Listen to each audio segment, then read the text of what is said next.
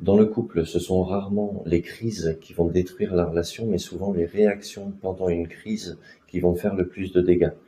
Dans un couple, les crises sont normales, désaccords, tensions, périodes plus difficiles, mais ce qui fait la différence n'est pas la crise en elle-même, mais c'est la manière dont vous allez y réagir, parce que dans ces moments-là, le système s'active très vite et on agit souvent en automatique. En période de tension, le système nerveux passe en mode protection, donc on attaque, on se défend, on se ferme, et sans s'en rendre compte, on renforce le problème.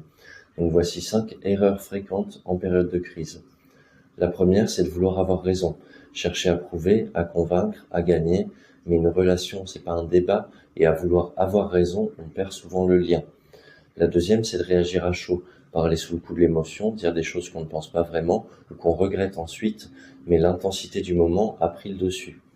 La troisième, c'est d'éviter le conflit, ne rien dire, laisser passer, accumuler, avec l'idée de préserver la relation, mais en réalité, ça va créer une tension silencieuse.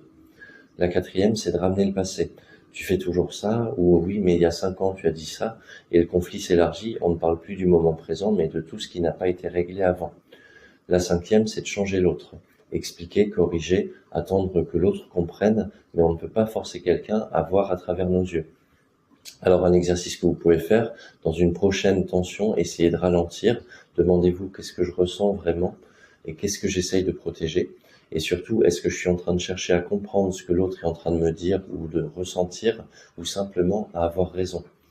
En conclusion, une crise de couple n'est pas un problème en soi, c'est même souvent un moment où quelque chose peut évoluer, mais seulement si vous sortez de l'automatique, donc moins de réactions, plus de conscience. Et c'est là que la relation peut vraiment se transformer. Donc si ce sujet vous parle ou vous avez des questions par rapport à ça, n'hésitez pas à les noter en commentaire ou à m'envoyer un message privé et j'y répondrai dans une prochaine vidéo.